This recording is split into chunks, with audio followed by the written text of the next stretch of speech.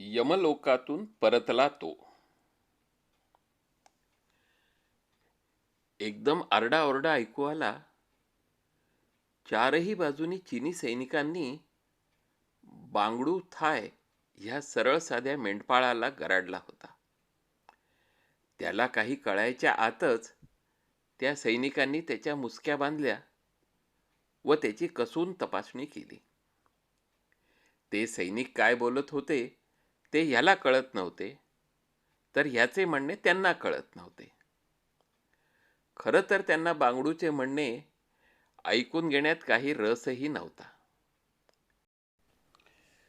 त्या सैनिकांना तशा ऑर्डर्सच होत्या की कोणीही भारतीय माणूस आपल्या हद्दीत दिसला की त्याला धरायचा आणि कैद करायचा. आज तर त्या सैनिकांची लॉटरीच लागली होती. बांगडू बरोबर त्यांनी 10-12 मेंढ्याही पकडल्या होत्या. म्हणजे सार्जंटही खुश होणार व काही दिवस जेवणही मस्त मिळणार. या विचारांनी त्या सैनिकांच्या तोंडाला पाणी सुटले होते. बांगडू ओरडून ओरडून सांगायचा प्रयत्न करत होता की तो भारतात राहणारा एक मेंढपाळ आहे. घरी जाऊ देण्यासाठी तो गयावया करीत होता. हात जोडत होता, पाया पडत होता. त्याच्या प्रत्येक विनवणीनंतर त्या सैनिकांचा तर असुरी आनंद उफाळून येत होता. ते मोठमोठ्यांनी हसत होते. बांगडूला लाथाबुक्क्यांनी तुडवत होते. बांगडूने सुरुवातीला थोडा प्रतिकार करण्याचा प्रयत्न केला खरा, पण परिस्थिती लक्षात येताच तो हात जोडून त्याला सोडण्याची विनंती करू लागला. याच्या भाषेत जितके आर्जव येत होते, स्वर जितका केविलवाणा होत होता, तितकाच त्या चीनी सैनिकांचा हसण्याचा आवाज उंचावत होता. त्या सैनिकांच्या हसण्या बोलण्यात एक खास माज दिसत होता. कधी लाथा तर कधी बंदुकीच्या बटने मारत मारत बांगडूला काही मैल असलेल्या त्यांच्या चौकीपर्यंत नेले. त्याचे रडणे भेकणे थांबवण्यासाठी एक कुठली तरी रस्त्यात पडलेली घाणेरडी चिंधी त्याच्या तोंडात कोंबली होती. चौकीत नेल्या नेल्या त्याचे हात वर खांबाला बांधून ठेवले व जाता येता त्याला फटके मारत होते. काहीतरी टोचून आसुरी आनंद अनुभवत होते. बांगडू थाय हा भारत चीन सीमेजवळील गावात राहणारा एक अधेड वयाचा 50शी उलटलेला गरीब मेंढपाळ. जमीनदाराच्या 10-12 मेंढ्या चरायला नेणे हाच त्याचा व्यवसाय. यातून 2 वेळच्या पोटापाण्याची जी काय सोय होईल तोच तेवढा आधार. घरी बायको, मुलगा, सून, नातवंडे प्रत्येक जण आपापल्या परीने मेहनत मजुरी करून 2 वेळची सोय पाहत होते. पण कोरोनामुळे त्या सर्वांचेच काम बंद झाले होते. जमीनदाराने जुने थकलेले पैसे पण तुर्तास देण्यास नकार दिला होता. खरं तर ही विवंचना आज बांगडूला सतावत होती. आज मेंढ्या चरायला घेऊन जात असताना बांगडू ह्याच विचारात मग्न होता व कधी भारताची सीमा ओलांडून चीनी सीमेत प्रवेशला हे त्याला देखील कळले नाही. तो त्याच्याच तंद्रीत मेंढ्यांच्या मागे मागे जात होता. नेहमीप्रमाणे आजही चीनी सैनिक त्यांच्या सीमेवर पहारा देत होते. बऱ्याच दिवसानंतर हे सावज स्वतःहून आपल्या तावडीत येताना पाहून जरा सतर्क झाले व जवळ येताच त्याला धरले. याच्या गुबगुबीत लुसलुशीत मेंढ्यांना पाहून त्यांच्या तोंडाला पाणी सुटले. कधी त्यांचा खात्मा करतोय असे त्यांना झाले होते. बऱ्याच वेळानंतर चीनी सार्जंट चौकीत आला व हे नवीन सावज पाहून व त्यांच्याबरोबर आणलेल्या मेंढ्या पाहून खुश झाला. चेहऱ्यावर मात्र रागीट भावाचा जणू कायमचा ठसा उमटलेला असावा असा त्याचा चेहरा होता. आल्या आल्या बांगडूवर खेकासला. हातात आलेल्या छडीचे 4-2 फटके त्याला हाणले व जोरजोरात हसायला लागला. बांगडूचे हात वर बांधलेले होते व जाता येता होणारे काठीचे प्रहार पायावर झेलत बांगडू कसा तरी उभा होता. 2 दिवस झाले बांगडूच्या पोटात अन्नाचाही कण गेला नव्हता व त्याच्यासमोर त्याचेच कोकरू शिजवून हे सैनिक मिठक्या मारत खात होते. आपल्या मेंढीची होत असलेली ही कत्तल पाहून बांगडूचा नुसता चडफडाट होत होता, पण प्रतिकार करण्याची त्याची अवस्था नव्हती व तोंडातून शब्द उमटावा इतका त्राणही अंगात शिल्लक नव्हता. त्याने काहीतरी खाण्याची याचना केली तर त्याच्याच मेंढीच्या लेंड्या त्याच्या तोंडात कोंबल्या. वर खांबावर बांधलेल्या हातानिशी तो गेले 2 दिवस तसाच उभा होता. दिवस रात्र त्याच्यासाठी सारखीच होती. मलमूत्र विसर्जनासाठी देखील त्याला काही क्षणांची सुटका मिळाली नव्हती. शरीर धर्मच तो, किती वेळ थोपवून धरणार?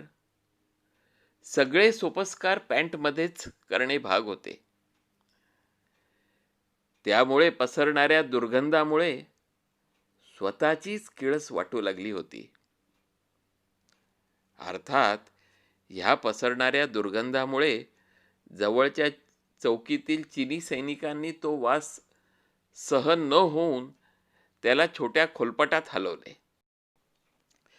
ते खोलपट इतके लहान होते की पायाचे मुटकुळे करूनच झोपणे शक्य होते.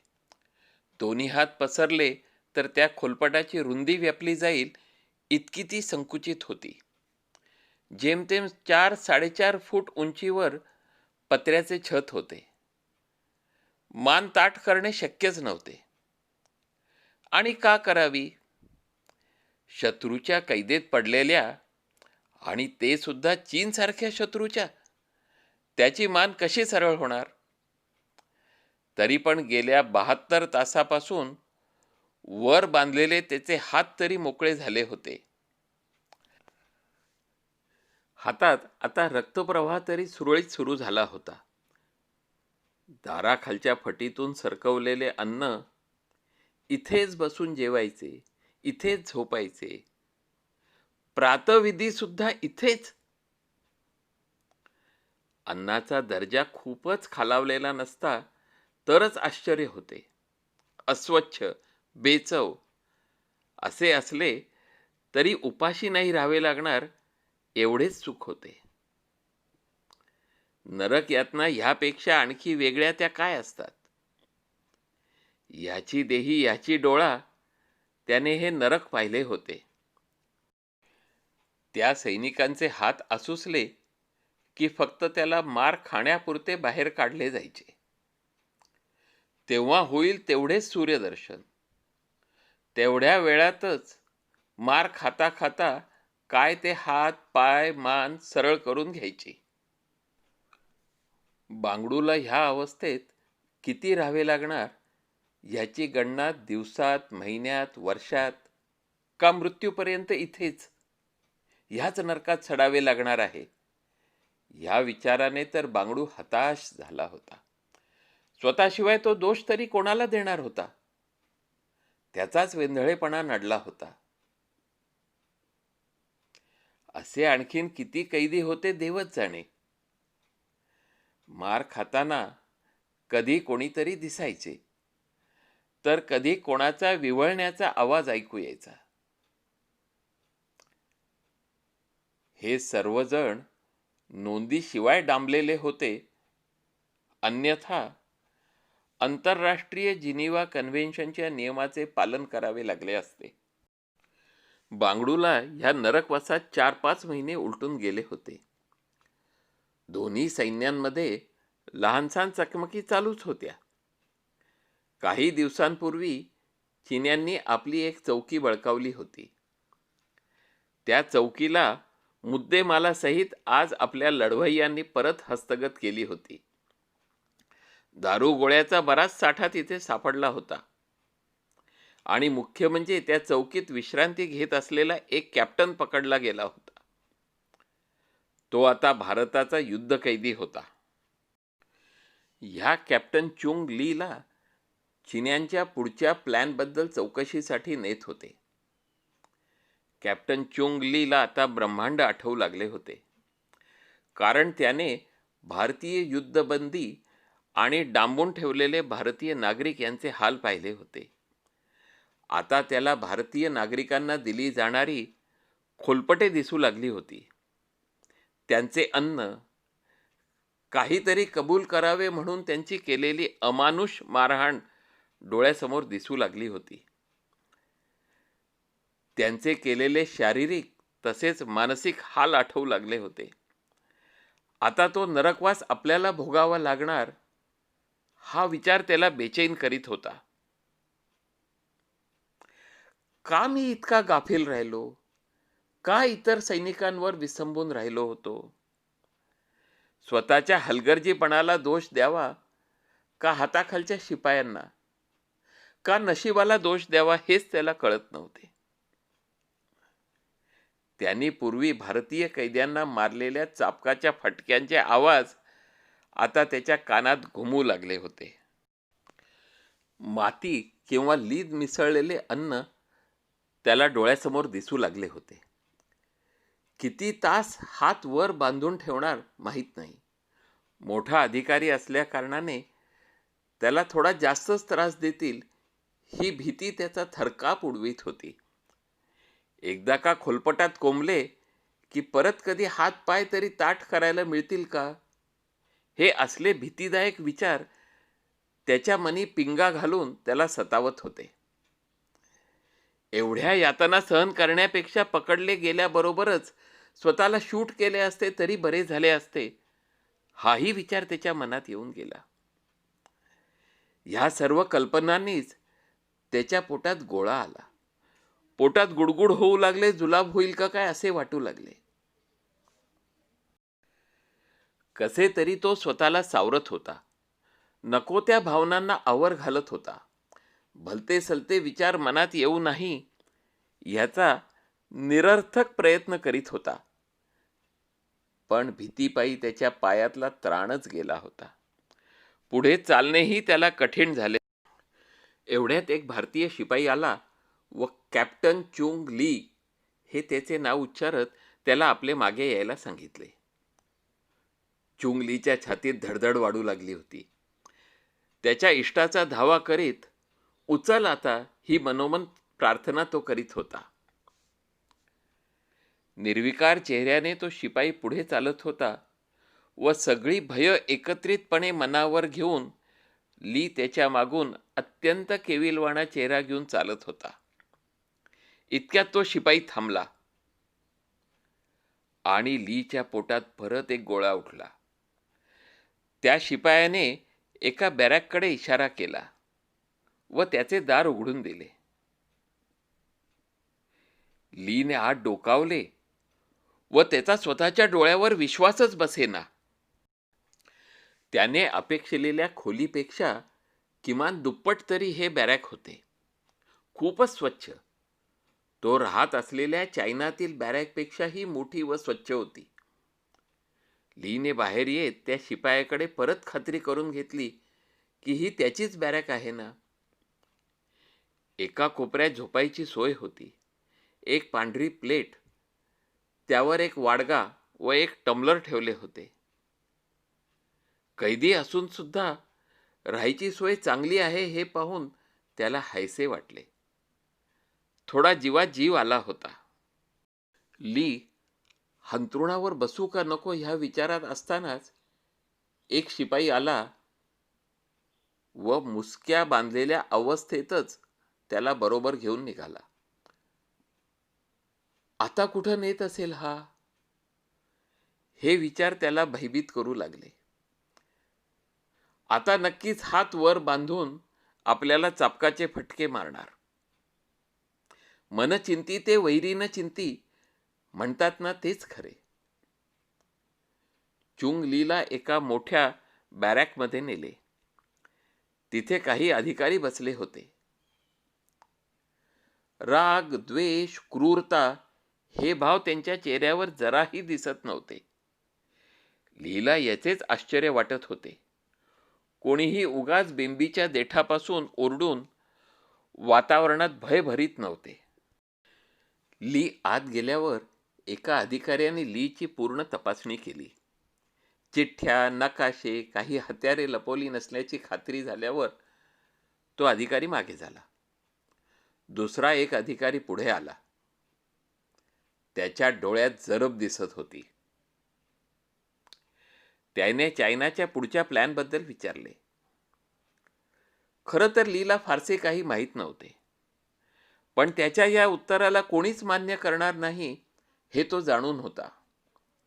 लीने जरा सारवासारव करण्याचा प्रयत्न केला खरा,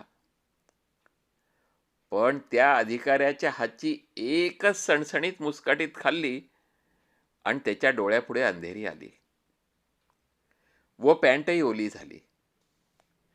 यानंतर तो बोलता न होईल तरच नवल होते. लीने पटापट पुढचे प्लॅन सांगून टाकले व गयावया करू लागला. ह्यापेक्षा त्याच्याकडून काही फारशी माहिती अपेक्षित नव्हती, म्हणून त्या अधिकाऱ्यांनी त्याला जरा दरडावले. पळून जाण्याचा प्रयत्न केलास तर हाकनाक जीव गमावशील हे सांगून त्याला त्याच्या बॅरॅकमध्ये नेऊन सोडले. रात्रीची झोप झाल्यानंतर लीला थोडं फ्रेश वाटत होतं. तरी पण त्याच्या मनातील भीती काही जात नव्हती. काल एक सणसणीत खाल्ली होती, त्याची गालावरची सूज अजून गेली नव्हती. त्याला उगाचच वाटत होतं की हा चांगुलपणा हे हत्तीचे दात तर नाहीत ना. तेवढ्यात दार ठोठावले गेले आणि त्याच्या मनातील भय विक्राळ राक्षसाचे रूप घेऊन समोर नाचू लागले.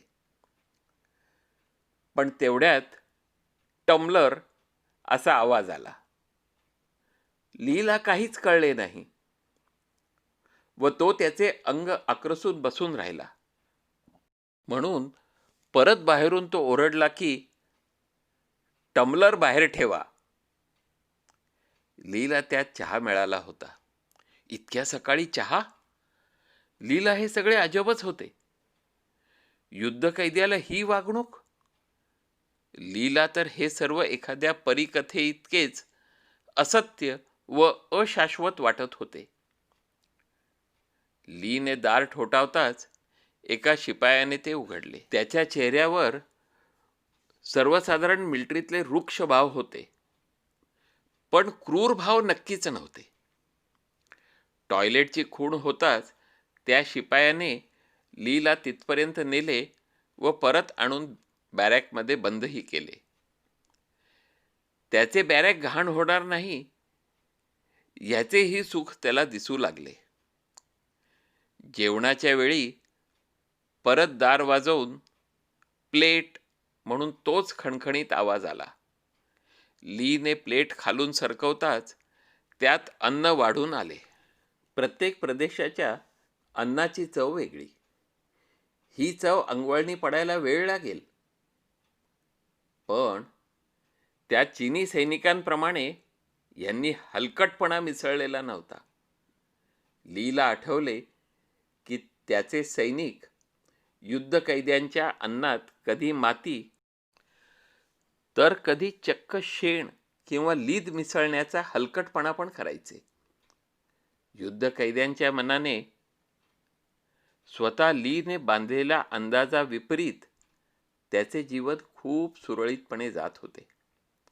अन्न व झोप दोन्ही ठीक चालू होते. असेच 2-2.5 महिने सरले होते.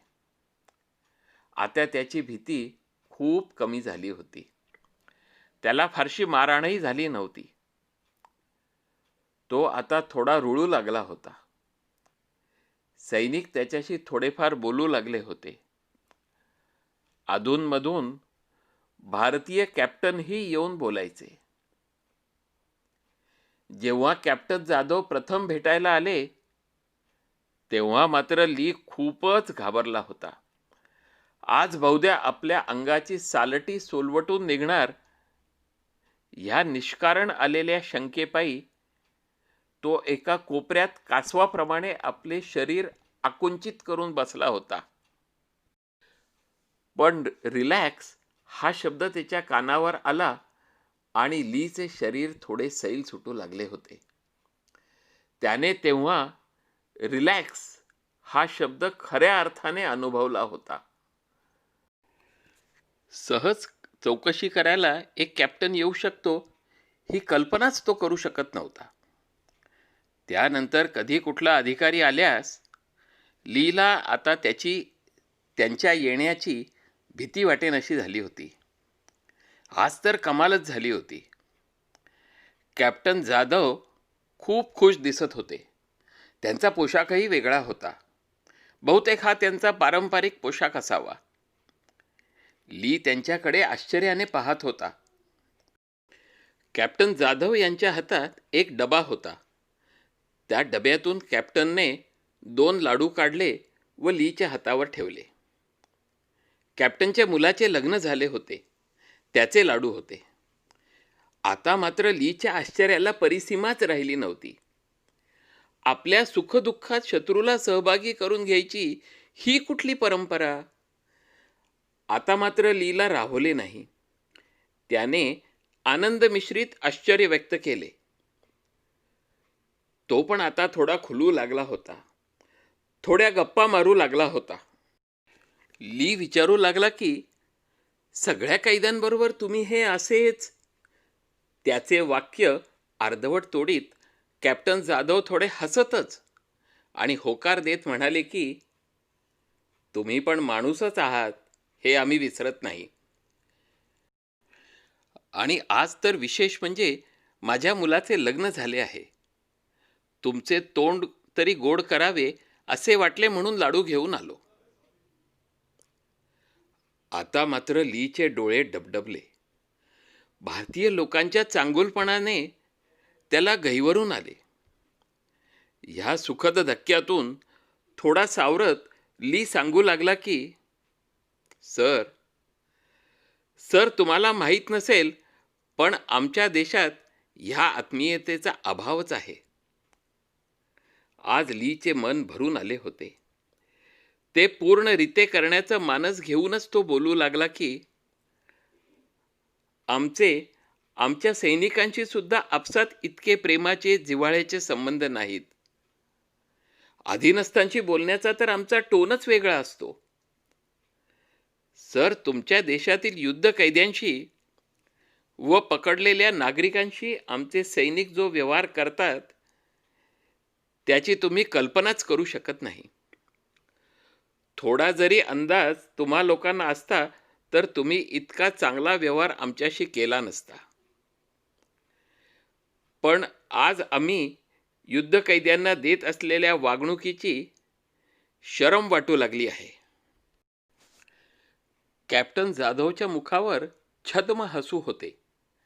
ते सांगू लागले की आम्ही जिनिव्हा कन्व्हेन्शनचे तंतोतंत पालन करतो.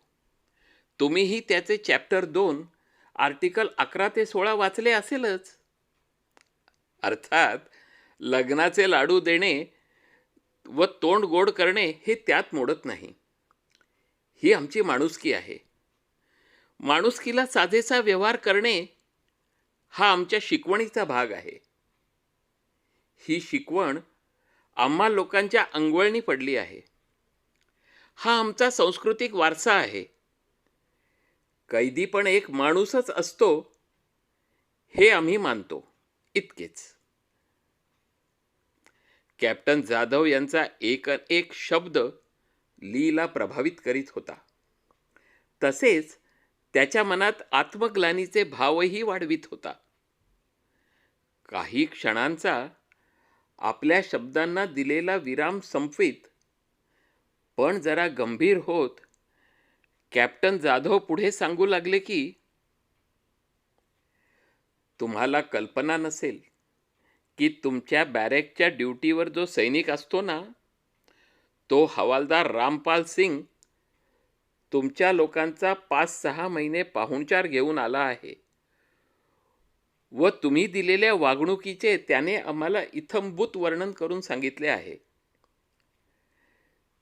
तेव्हाच त्याच्या पायाचे हाड मोडले होते म्हणून त्याला ही सोपी ड्युटी दिली आहे. तुम्हाला काय सांगू, तो रामपाल सिंग तुमच्या कैदेत त्याच्यावर झालेले अत्याचार सांगत असताना लोकांच्या अंगावर शहारे येत होते. मुठी आपोआप वळल्या जात होत्या. कितीतरी सैनिक बंदूक घेऊन उठत होते. काही जण तर म्हणत होते, सर ऑर्डर द्या, ती चौकीत उद्ध्वस्त करून टाकतो. खरं तर सर्वच सैनिकांच्या मनात तुमच्या लोकांबद्दल, तुमच्या देशाबद्दल अतोनात राग भरलेला आहे. लीने परत एकदा खात्री केली की हा माझ्या बॅरेकवर ड्युटीला असलेल्या सैनिकांबद्दल सांगत आहात. आता मात्र चुंग ली पूर्ण गोंधळून गेला होता. कसं शक्य आहे सर, म्हणत ली सांगू लागला की सर, या हवालदारांनी तर त्याचा मुलगा कुठलीशी परीक्षा पास झाल्याचा पेढा मला खायला दिला होता. सर, तुमच्या दिवाळी का कुठल्या सणाला त्याने मला बरीच मिठाई दिली होती.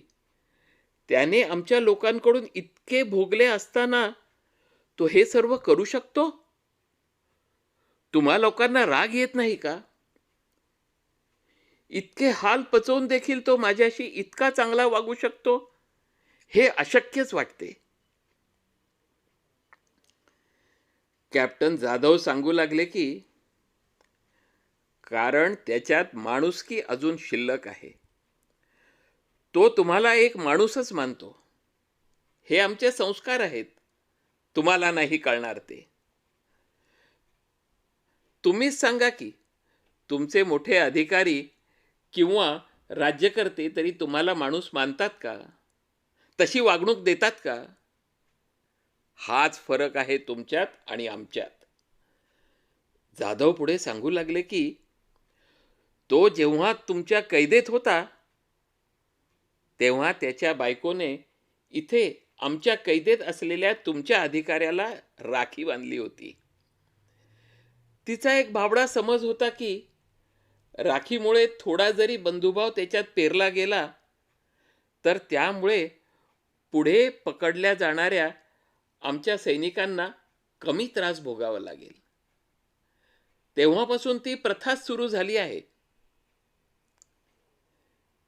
ली, तुम्हाला आठवत असेल की तुम्हाला सुद्धा एका अधेड वयाच्या गरीब आदिवासी महिलेने राखी बांधली होती.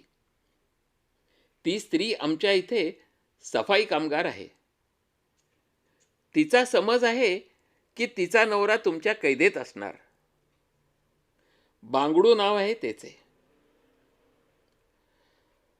आता मात्र चुंग ली फक्त हं म्हणत आपल्याच विचारात मग्न झाला. त्याचे विस्फारलेले डोळे किंवा वाचलेला आ देखील मिटायचे भान त्याला राहिले नाही. कॅप्टन जाधव केव्हा निघून गेले हेही त्याला कळले नाही. आपण व आपल्या सहकाऱ्यांनी केलेल्या दुष्कृत्याची त्याला लाज वाटत होती. यांचा चांगुलपणा देखील त्याला आता बोचू लागला होता. दोन्हीकडील वागणुकीतील तुलना त्याला स्वतःबद्दल हिडीस भाव निर्माण करीत होती. ड्युटीवरील सैनिकांच्या नजरेला नजर देण्याची हिंमतच त्याच्यात शिल्लक राहिली नव्हती. भारतीयांचे विचार, त्यांचे आचरण, शत्रूशी देखील केलेला सौजन्यपूर्ण व्यवहार याचे त्याला आता ओझे वाटू लागले होते.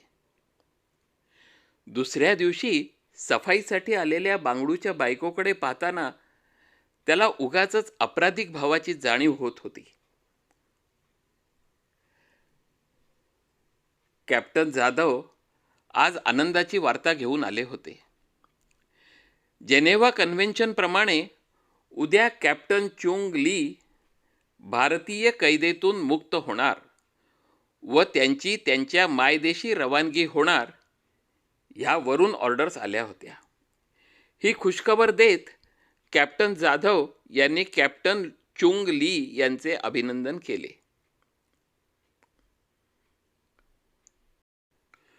उद्या कैदमुक्त होणार हा विचार कोणालाही आनंदित करेलच की. चुंग ली सुद्धा या बातमीने हुरळून गेला होता. त्याचे जुने सहकर्मी, त्याचे मित्र त्याला भेटणार. त्याच्या देशातील माती, झाडं, झुडपं, पशु, पक्षी, तेथील हवा त्याला साथ घालते आहे असे त्याला भासू लागले. त्याला त्याची चौकी, त्याची वर्दी दिसू लागली. ही वार्ता ऐकून त्याचे मन प्रफुल्लित झाले होते. या विचारांनी जरा हवेतच उडत असलेला चुंग ली थोडा खाली उतरला व त्याच्या लक्षात आले की या आनंदाला एक दुःखाची किनार देखील आहे. त्याला पहाऱ्यावर असणाऱ्या सैनिकाची, कॅप्टन जाधव व संपर्कात येणाऱ्या इतर सैनिकांच्या सौजन्यपूर्ण व्यवहाराची सवय झाली होती. टम्लर म्हणून रोज सकाळी येणारी हाक, कॅप्टन जाधव यांच्या मस्त मोकळ्या गप्पा यांची सवय झाली होती. त्याला ली उद्यापासून मुकणार होता. किती काय काय सहन करावे लागणार ह्या भीतीने तो गर्भगळीत झाला होता. पण परत जाताना या सगळ्यांच्या चांगुलपणाचे केवढे मोठे ओझे तो मनावर घेऊन जाणार होता. इथल्या इतर आठवणींबरोबर तो चांगल्या व्यवहाराचा कानमंत्रच इथून जाताना घेऊन जाणार होता. माणसाला माणूसच मानण्याची किती साधी बाब, पण त्याच्यासाठी ही खूप मोठी शिकवण होती. ही भावना मायदेशी गेल्यावर त्याच्या मनावर आधिपत्य गाजवेल का? का इथले अनुभव तो परतताना इथल्याच मातीत पुरून जाईल?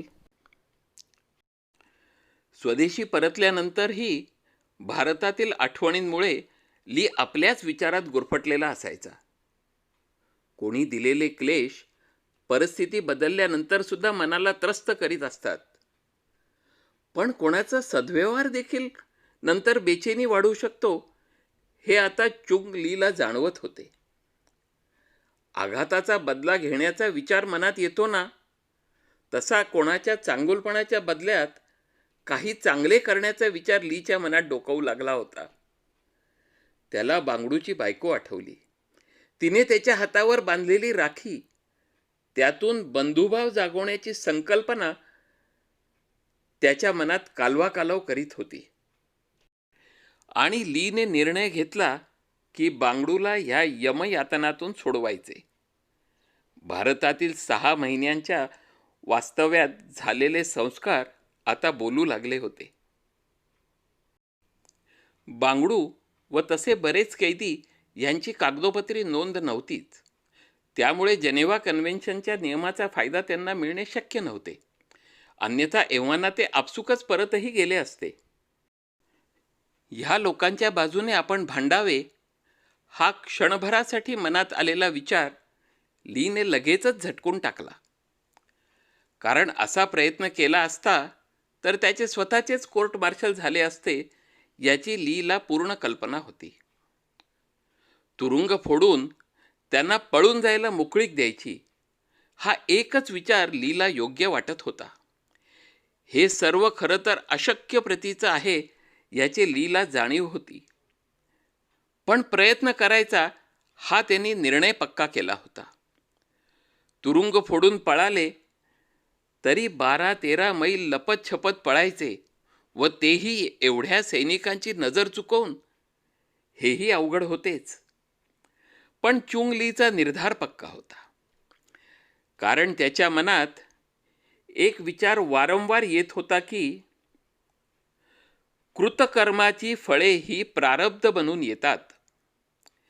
ह्या नियमाप्रमाणे तर शत्रूच्या कैदेत असताना त्याच्या वाटेला खूप हाल यायला पाहिजे होते, पण झाले त्याच्या विपरीतच.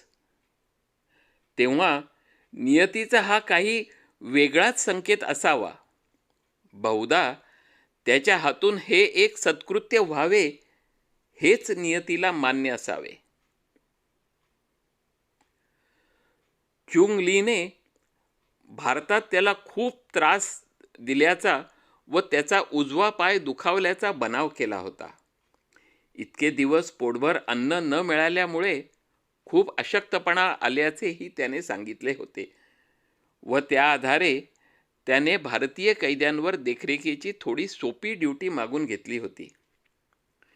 शिवाय माझ्यावर झालेल्या मारहाणीचा उपासमारीचा मला वचपा घेता येईल. त्यांनी सांगितलेले हे कारण चीनी अधिकाऱ्यांना जास्त पटण्याजोगे होते व त्याची नियुक्ती सर्व कैद्यांच्या बॅरॅकवर केली गेली. त्यामुळे काही अंशी तरी निर्धारित काम थोडे सोपे होईल असे लीला वाटू लागले होते. एक दिवस वेळ काढून त्याने बांगडूला त्याच्या बायकोने बांधलेली राखीचा दोरा दाखवला व त्याला गुपचूप सोडवण्याचा व त्याला त्याच्या मायदेशी पाठवण्याचा विचार बोलूनही दाखवला. पण ह्या बाबतीत गुप्तता पाळण्याचेही सांगितले. चुंग लीच्या मनात विचारचक्र सुरू झाले. त्याला याची निश्चित कल्पना होती की ह्या प्रयत्नांचा त्याच्या नोकरीवर, त्याच्या भावी आयुष्यावर विपरीत परिणाम होणे शक्य आहे. तरी पण त्याचा निश्चय ढळत नव्हता. एक वेळचे अति क्रूर, कैद्यांबरोबर सर्व प्रकारचे हलकटपणे केलेला पण भ्याड ली आज त्याच्यात इतकी हिंमत कुठून आली की तो स्वतःच्या सेनेविरुद्ध एकटा हा लढा देण्याचा मनसुबा आखत होता. काही महिन्यांच्या चांगल्या वागणुकीत इतकी ताकद असते का की एखाद्याचे हृदय परिवर्तन होईल? हा बांगडूच्या बायकोच्या त्या रेशमी धाग्याचा परिणाम म्हणावा तर लीच्या मनात फक्त बांगडूलाच नाही तर इतरही सर्वांना मुक्त करावे असे काही शिजत होते. बांगडूला काही महिन्यापूर्वीच सगळ्या कैद्यांबरोबर मोठ्या बॅरॅकमध्ये हलवण्यात आले होते. त्यामुळे सगळ्यांना एकदम मुक्त करणे शक्य होणार होते. लीने एक छोटी पहार मोठ्या शिताफीने बांगडूच्या स्वाधीन केली होती. बांगडूला शक्यतो आवाज न करता बॅरॅकच्या मागील बाजूच्या पत्र्याच्या बाजूची जमीन भुसभुशीत करण्यास सांगितली होती. काम जोखमीचे असल्या कारणाने योग्य ती काळजी घेण्यासही सांगितले होते. अचानक एक छान संधी चालून आली. ह्या चौकीजवळ पडलेले जास्तीचे गवंडी कामाचे सामान भारतीय सीमेजवळ हलवायच्या ऑर्डर्स मिळाल्या होत्या. कारण सीमेजवळ एक चौकी ताबडतोब उभारायची होती. एक डंपर भरून तरी सामान असावे व भारतीय सीमेपर्यंत नेण्याची सोय ही आपसूक होत होती. लीने या सुवर्ण संधीची कल्पना बांगडूला दिली व बॅरॅकमधील खड्डा खणून तयारीत राहण्यास सांगितले. वरून आलेल्या आदेशाप्रमाणे लीने सर्व सामान संध्याकाळपर्यंत डंपरमध्ये ह्याच कैद्यांकडून भरून घेतले व मध्यरात्रीनंतर तो डंपरबरोबर निघणार होता. लीला मात्र हे मिशन पूर्णत्वाला नेण्याचे टेन्शन आले होते. दुसरा कोणी अधिकारी मध्येच येणार तर नाही ना? कैद्यांकडून काही चूक तर होणार नाही ना? डंपर चालकाला शंका तर येणार नाही ना? त्या नवीन बांधायला घेतलेल्या चौकीपाशी काही सैनिक असतील का? एक ना अनेक असे सर्व प्रश्न त्याच्या मनाभोवती पिंगा घालत होते. पण ली मात्र त्याच्या इष्टदेवाचे स्मरण करून शांत होता. जे होईल त्याला सामोरे जाण्याची त्याची मानसिक तयारी होती. त्यांनी आपली मशीनगन पूर्ण लोड करून बरोबर घेतली व तो डंपरपाशी येऊन पूर्ण तयारीत उभा राहिला. अजून बांगडू वर इतर कैदी कसे आले नाहीत या विवंचनेत तो बेचैन होऊ लागला होता. इथे असे जास्त वेळ थांबणे त्याला शक्य नव्हते. उगाच शंकेला कारण झाले असते. तेवढ्यात वाहन चालकाने निघायचे का म्हणून विचारले. व चुंग ली आपल्याच विचारांच्या तंद्रीतून बाहेर आला व लगेच त्या वाहन चालकाला डंपर थोडे पुढे त्याच्या बॅरेक जवळ घ्यायला सांगून तो स्वतः काहीतरी विसरले आहे ते आणण्याच्या उद्देशाने बॅरेकमध्ये गेला. इथे तरी तो किती वेळ काढू शकणार होता? त्याची बेचैनी वाढत होती. सगळं छान जुळून आलेला डाव फसतो की काय असे त्याला वाटू लागले होते. पण इतक्यात बाहेर काहीतरी हालचाल जाणू लागली. रात्रीच्या अंधाराचा फायदा घेत बांगडू व इतर कैदी बॅरेकच्या मागील बाजूला खणलेल्या खड्ड्यातून लपत छपत बाहेर पडत डंपरमध्ये येऊन वाळूच्या गोणीमागे जाऊन लपून बसले व डंपर सुटण्याची वाट पाहू लागले होते. सगळेच कैदी परत घरी जायला मिळणार म्हणून खूप उत्साहित होते. अर्थात घाबरलेलेही तितकेच होते. बांगडूने तर विचार केला होता की ह्यात पकडले गेलो तर परत डांबून ठेवतील, थोडी जास्त मारहाण होईल.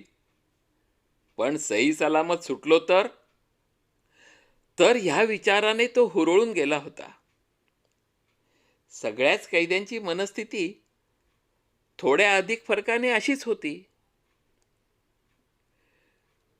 लीने कान टवकारले, कानोसा घेतला. सगळे डंपरमध्ये बसले याचा अंदाज घेतला. तो मागचे झाकण लावण्यासाठी डंपरच्या मागील बाजूस जाऊ लागताच एक सैनिक पुढे झाला. हे पाहून लीचे परत धाबे दणाणले. सगळं नीट असेल ना? सांगितल्याप्रमाणे सगळे वाळूच्या गोणीमागे व्यवस्थित लपले असतील ना? त्या सैनिकाने वर चढून पाहिले तर आपले बिंग फुटणार तर नाही ना? ह्या विचाराने त्याची छाती वेगाने धडधडू लागली होती. तो सैनिक मागील झाकणाजवळ रेंगाळलेला पाहताच ली त्याच्यावर जरा घाई करण्याच्या उद्देशाने खेकसला व त्या सैनिकाने डंपरची मागची फ्लॅप लावली व एकदाचे ते डंपर तिथून निघाले. 12-13 मैलाचा प्रवास, पण डोंगराळ भाग असल्या कारणाने 40 मिनिटे लागली त्या नव्या उभारायच्या पोस्टच्या जागी पोचायला. तिथे पोचताच ड्रायव्हरने खाली उडी मारली व थोडे पुढे जाऊन बराच वेळ थोपवून धरलेली लघुशंका निवारण्यासाठी उभा राहिला. ही सुवर्णसंधी लक्षात येताच ली चालकाच्या सीटवर बसला व गाडी गिअरमध्ये टाकली व फुल ॲक्सिलरेटर देत डंपर तिथून मैल 1.5 मैलावर असलेल्या भारतीय सीमेकडे वळवला. ॲक्सिलरेटरच्या आवाजाने शंका निवारणात तल्लीन असलेल्या ड्रायव्हरची एकदम तारांबळ उडाली. त्याला काही कळेना की हे काय झाले. डंपर आपोआप कसा सुरू झाला? त्याने चावी फिरवली होती ना, हे तो आठवू लागला व त्या डंपरच्या मागे धावून त्याला पकडायचा प्रयत्न करू लागला. त्याचा आरडाओरडा ऐकून त्यांच्या बॅरॅकमध्ये निवांत झोपलेले 3-4 सैनिक आपल्या बंदुका घेऊन धावत बाहेर आले व तेही त्या डंपरच्या मागे धावू लागले. पुढे एक दरी होती व त्यातून जाणारा एक चिंचोळा मार्ग होता. तेथून डंपर जाणे शक्य नव्हते. म्हणून ली खाली उतरला व सर्व कैद्यांना पटापट खाली उतरून भारतीय सीमेकडे पळायला सांगितले. बांगडूसह 12ही कैदी या हाकेची वाटच पाहत होते. त्यांनी लगेच खाली उड्या मारल्या व सगळे मागे पुढे न पाहता मायदेशाकडे घरच्या परिवाराच्या ओढीने जीव खाऊन पळू लागले. ली सगळ्यांना ओरडून सांगत होता की तुम्ही पळा, मी त्या सैनिकांना इथेच थोपवून धरतो. इथून भारताची सीमा जेमतेम 200-250 फुटावर होती. पण तोपर्यंत चीनी सैनिक पाठलाग करीत तिथपर्यंत आले होते व गोळीबारही करू लागले होते. हे पाहताच ली पुढे झाला व त्याने आपल्या सैनिकांच्या दिशेने गोळ्या झाडल्या. लीचा उद्देश फक्त त्यांच्या सैनिकांना पुढे येऊ न देण्याचा होता, म्हणून तो हवेतच गोळीबार करत होता. पण त्या सैनिकांनी मात्र लीवरच गोळ्या झाडल्या. ह्या सगळ्याचा करता धरता चुंग ली जखमी होऊन खाली पडला व डोंगरावरून गरंगळत खाली येऊ लागला. बांगडू सुमारे 50 पावले पुढे गेलेला होता, पण लीची ही अवस्था पाहून परत मागे फिरला व धावत जाऊन चुंग लीला कसा तरी ओढत उचलत पुढे आणू लागला. हे पाहून त्याच्या मदतीला आणखी 1-2 जण आले व त्यांनी लीला उचलले व ते वरून होणारा गोळीबार चुकवत धावू लागले. गोळ्यांचा आवाज ऐकून जवळच्या चौकीतील भारतीय जवान बाहेर आले व त्यांचे फायरिंग सुरू होताच चीनी सैनिक मागे पळाले. संयोग असा की कॅप्टन जाधवच त्यावेळी तिथे ड्युटीवर होते. त्यांनी आपल्या लोकांना व कॅप्टन चुंग लीला ओळखले. कॅप्टन चुंग ली हा खूप जखमी झाला आहे हे पाहताच त्याला जवळच्या इस्पितळात हलवले. लीची तब्येत खूपच नाजूक होती, पण सर्व डॉक्टर त्यांच्या परीने प्रयत्न करीत होते. सकाळी दवाखान्यात हवालदार रामपाल सिंह तसेच बांगडू व त्याची पत्नी लीला भेटायला आले होते. रामपाल सिंहने तर कॅप्टन लीला कडक सलाम ठोकला. ली फक्त जरा हसला. बांगडूला पाहताच लीने त्याला जवळ बोलवले व खिशातून काहीतरी काढायचा इशारा केला. लीच्या खिशात तीच राखी होती. लीने ती राखी हातात घेतली व बांगडूच्या बायकोला ती देण्यासाठी हात उचलला, पण त्याचा हात खाली पडला. मान एकीकडे कलली. इतका वेळ चालू असलेली डॉक्टरांची धावपळ थांबली. ह्या मिशनसाठीचा उत्साह शमला.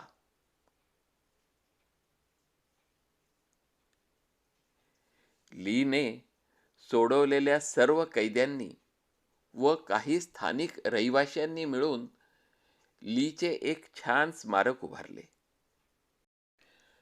त्यावर एक अत्यंत बोलके वाक्य लिहिलेले आहे: भारतीयत्वाचे मर्म गवसलेला एक चीनी अधिकारी कॅप्टन चुंग ली अमर रहे. आणि आज तागायत ते गावकरी व आपले काही सैनिकही दरवर्षी कॅप्टन चुंग लीच्या मृत्यूदिनी न चुकता ह्या स्मारकावर फुले व्हायला येतात.